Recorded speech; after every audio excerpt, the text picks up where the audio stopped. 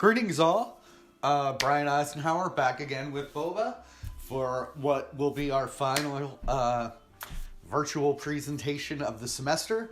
I'm hopeful this will be a useful one for you. Today I'm going to address a few key items on the paper, just some advice on how you might approach it in case you're having some issues. We'll do a review for the final exam, so just to make sure that everything's served up as well as it can be, and I'll do a really brief course conclusion. I know it was a bit odd stepping in the middle of this course, much less teaching it in this virtual format. But I will take just a moment to wrap things up, wish you well, suggest future possibilities, jobs, that kind of thing, and try and bring things into a conclusion. So that's what I have on tap for today. With no further ado, of course, anyone out there who has questions, I've been getting questions from people, I'm always more than happy to reply, so please don't hesitate to reach out. I'll help in any way I can. I mentioned Boba a bunch of times in these presentations, so I just threw up a few pictures so you could get a sense. Okay. So as I mentioned, our objectives today are really focused. We're certainly not going to take a full half hour, I wouldn't imagine, or 45 minutes or whatever I've been doing. Instead, it's going to really be focused on the work you have to do to complete the class. So we'll start with just a brief look at the final paper, then the exam review, and as I mentioned, the conclusion. So the EcoTourism experience paper. As you may have gathered, I do a lot of ecotourism, particularly backcountry recreation. This is a shot from Washington State, North Cascades, I believe. Anyway,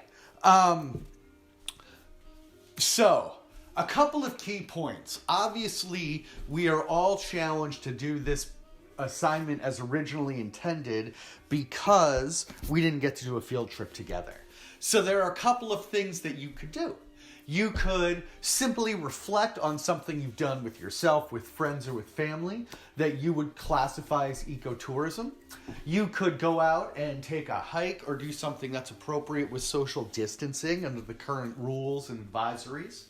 Or you could choose a destination or a particular experience that you're interested in and do it online and virtually. What this assignment was designed to do was really ask you to apply, and this is the key, not surprisingly, I know you know this, but apply ideas from class to this description. And the original intent of the assignment was for what's called a thick description, which is sometimes you might think of it as an ethnography. Instead of being heavily analytical, this is more reflective. And what I advise you all to do is simply review the list on Moodle of ideas from class, be it the animal gaze or all these kinds of things. You could probably find more than one for any ecotourism experience.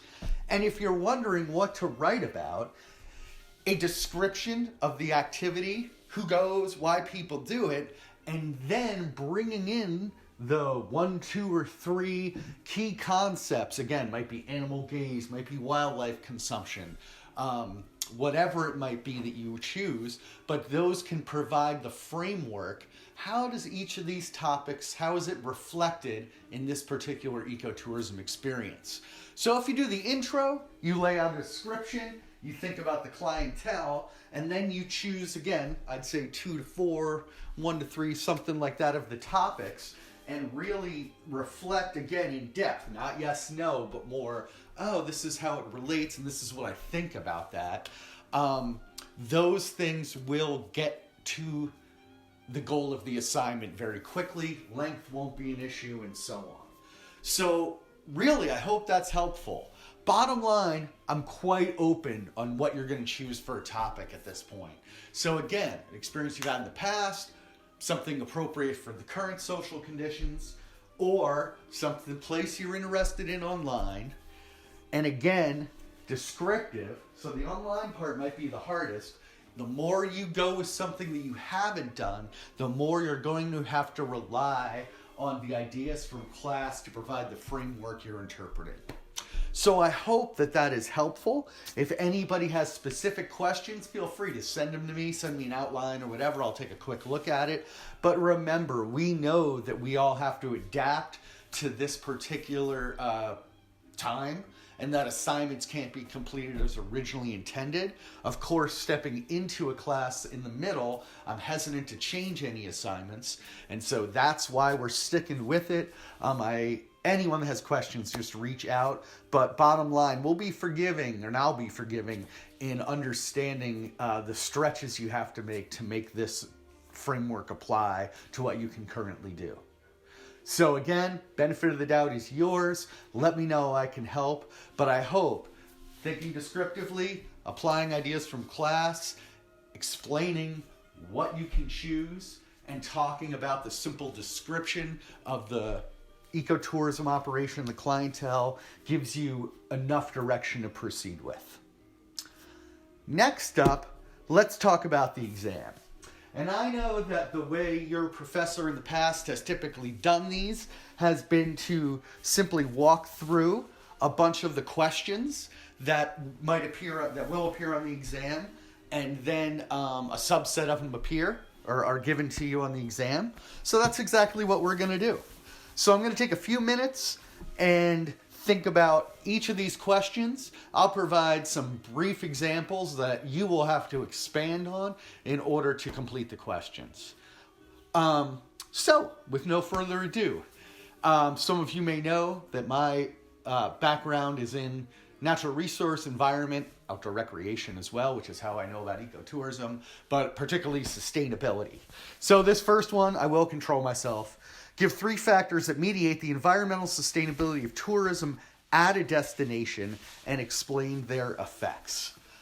Well, we can think about the characteristics of the site, for example. What is the resistance or resilience of the site? That is the local environment able to, how much impact is it able to withstand? The sourcing of materials that are used at the tourism experience greatly affect its environmental sustainability. And all of you who have had class with me are familiar that with the idea that sustainability is not just about the environment, it's about the economic and the social as well. So I would give as a third factor, the environmental sustainability of ecotourism is also related to how it affects the local populations. Finally, you can just think about the behavior at the ecotourism location. Is it consumptive or is it non-consumptive? Is it hedonist or is it conservative? These kinds of things. 3 negative consequences of ecotourism. Well, obviously there's infrastructure development. Because Westerners are the clientele, we demand resources at a higher level. Sport hunting, obviously trophy hunting, whether that's ecotourism or not is debatable. Motorized activities, disturbance of the local environment, always introduction of exotic species. So there's lots of negative consequences. Of course, we could add carbon footprint. Okay, I'm going to control myself, sorry.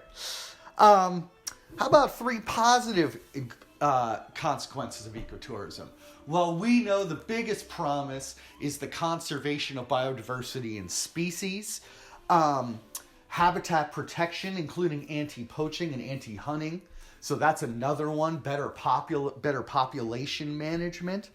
In addition, the benefits to the local economy, and as is probably important across all tourism operations, but defines ecotourism, simply the reduced environmental impacts of every activity, whether it be food, water use, those kinds of things. What is animal agency, and why is it an important aspect of animal-based tourism? Animal agency is the ability of the animal to act independently, to control the outcome of the situation. And it really affects the basic dynamics of the encounter. And it's one of the ways that we experience the animal world more as equals and empower animals And some say that this is the foundation of an ecocentric instead of a person-centric worldview. So in essence, the easiest way to think about animal agency is seeing a moose in captivity or in a zoo or something versus seeing a moose when you're out hiking. In the latter case, the animal has agency. It determines, to a large part, what's going to happen in the encounter. In contrast, something in a zoo has almost no agency. It is fully controlled and the encounter is fully designed. So that's the idea of animal agency. And you can imagine for people that are going on wildlife tours, they desire animal agency. There's a reason they don't want to go to the zoo. Part of it is to see the natural environment. Part of it is because of the way that animal agency, the freedom it has to act, affects the whole experience in and of itself. So, moving on. What are some of the main characteristics of human and animal encounters in tourism? Oh my goodness, that's a huge topic. Okay, so some of the main characteristics of the human-animal encounters, as we just said, if the animal has agency, it can highlight similarness. It can highlight that ecocentric worldview that we're all part of the same view. It can also, on the opposite spectrum, highlight differences depending on how it's presented. It also occurs in shared spaces. So that's where there are borderland, gateway community type concerns, and a frequency of encounters can increase. We, of course, you've probably seen footage from this pandemic of animals in streets across the globe and things. That's speaking about that happening in those borderland shared places. Of course, one of the main characteristics of human-animal encounters in tourism is the classic academic term, charismatic megafauna. People pay money to go look at large, pretty things. So obviously that judgment of beauty has value effects on what we conserve and so on. So again, that charismatic megafauna dimension, highlighting similarity and differences, and the borderland issues occurring in shared spaces. There are lots of others. I'm just trying to provide some examples. How is wildness used to classify animals?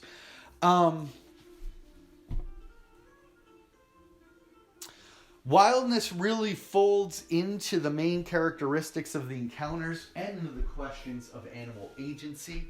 It goes beyond that because we think of wildness as not only connected to the behavior of the animal, but part of the landscape and so on. So wildness is classified animals. It's based on often perceived social distance and encounters that provide access to what feels like genuine wildness are most desired. So you could think of wildness as one of the ways we think about animals themselves. You might think of a dog like Boba and he is as sweet as it gets. He'll love everybody. So he's about as least wild as you could get. An encounter with him has its own joy, but it has a particular dimension because he's completely not wild. In contrast, you can think of, the Tiger King and those kinds of things, where even though the animals are so controlled, for the most part, the wildness assigned to the animal itself is what's really providing sort of the juice, the energy for that encounter. So the wildness of an ant is not just based on this environment, it's based on the cultural way we think about animals themselves. Explain the roles of game hunting laws. Well, game hunting laws vary internationally, obviously. In the U.S., they're managed state by state. They apply to, in order to maintain populations, to manage commercial hunting, to provide public safety, by regulating hunting practices, and they set bag limits and seasons. So basically, you could argue that the roles of game hunting laws are to manage the population for both ecotourism, consumptive ecotourism, and for issues of public health. What is fair chase and what are its main tenets? The fair chase is the ethical code that guides hunting practices. And basically, game animals that are hunted, must be wild and free-ranging and unrestricted within its biological home range, has adequate protective cover, and reasonable opportunity to elude the hunter. So when you think of people hunting in New Hampshire, where they go out for turkey or deer or whatever, and they're going out into the woods, and that animal has that dimension of agency, it is wild, and so it can go anywhere, it has freedom, that is an example of fair chase. In contrast, as we have heard about, people go hunting, it's big in Texas, it's big in other places, in areas where particular species are actually fenced in and raised for the purpose of hunting. And they do it for bird hunting, exotic species, all kinds of things. But obviously, that does not have that unrestricted within its biological home range. It doesn't have cover, and it doesn't have an opportunity to elude the hunter. So again, animals must be wild and free-ranging, unrestricted in its biological home range, has adequate protective cover, and a reasonable opportunity to elude the hunter. So it's kind of what it sounds like. Fair chase is hunting more wild animals and in wild settings. So I already talked about a hunting practice that violates fair chase, a canned hunt, where it is indeed fenced in. We've even heard of remote hunts. They have drive hunts where they push the animals towards the people with the guns with other animals. So there are anything where the animal is contained and or does not have access to wild spaces. That's where we're talking about something that violates fair chase. Is hunting ecotourism? There is a question that is the kind of question I would ask more of, quite frankly, because I don't think there's a right answer here. It is largely an opinion question. So you can debate it. You can weigh the pros and cons. It certainly kills animals. Part of it is about what is done with those animals. Is it trophy hunt? Is it food? Is it resources? How does the money raised protect habitat? Does it provide protection for species that wouldn't otherwise receive it? Does it provide public health services in that is there a safety issue of a population of wildlife we need to manage otherwise, such as deer in suburban areas? Can it help support non-game species? So there's lots of dimensions. Those are just a few examples. Lots of dimensions that can help you decide for yourself when hunting is ecotourism and when it isn't. And I would argue strongly, again, that there's no right answer to this, the sort of cliche of the devil's in the details. Sometimes hunting is ecotourism and clearly sometimes it's not. What is environmental interpretation and what are some modes of interpretation? So, environmental interpretation is in essence teaching about the environment and the space. It is done in a place or about a wildlife object, typically. It's sometimes performed, it is sometimes passive, meaning at kiosks and stuff. But environmental interpretation is basically nature education. So, it could be active, it could be passive, and it could be performed, there could be signage, it could be mobile, but you're providing different ways of reaching an audience with information about the environment, be it species, hopefully both species, and the natural environment in which they reside. 3 keys to successful environmental interpretation. Knowing your audience. Keeping it simple, short statements, right? You have a limited amount of time, they're doing this for recreation. Connect the audience to the issue, make it personal and entertaining. Inspiration, using active language. Empower the audience. One of the things we've learned in environmental interpretation is that you don't just want to tell people problems or challenges, you want to provide something they can do. And get feedback. Obviously, it's important to understand how people view the resource. There are tons of information on environmental interpretation. Frankly, this is a good one to use your Google skills on if you have any doubts, and you can find lots of good info. I'll even suggest there is a National Association of Interpretation, NAI, that is based in Fort Collins, Colorado. Really good program. They certify people nationally, and you can find out lots of good and well-presented information about interpretation there. Describe an aspect of your ecotourism field experience relates to one of the concepts we discussed in class. After the paper, everybody should already have that question answered. And the final one, explain the characteristics that mountain tourism regions share.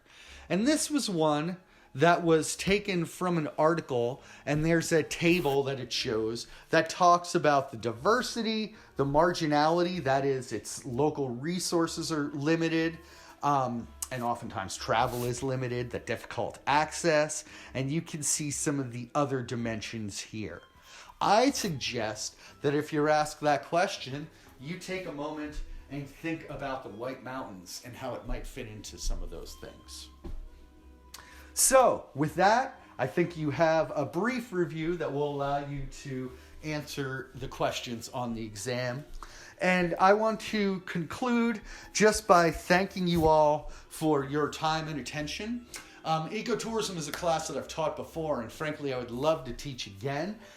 This is obviously less than an ideal circumstance. It's hard to step in the middle, much less when we don't have a face-to-face opportunity. But I really appreciate the chance to speak with you all and share some time thinking about these issues. I am someone who really is interested in ecotourism as both a professional and a person, and I really advise you to think about bringing ecotourism forward and your interest in it forward in the applications that you send out when you're looking for jobs. Whether or not the particular the particular business that you're interested in identifies as ecotourism, we all know that the issues that are being addressed are important across all forms of tourism. So I think it's something that can really bring value, and whether you end up in something that identifies itself as ecotourism or in some field that doesn't, I hope you can take some of the principles that you've talked about and apply them. Lastly, I find this really interesting because, man, but it's really true. I think about this stuff every time I go on vacation, when I'm out recreating, and it's one of the great examples of how what we do in school can really increase our enjoyment of life. I like thinking about this stuff. I have used it all the time to consider where I'm going to spend my tourism dollar and things.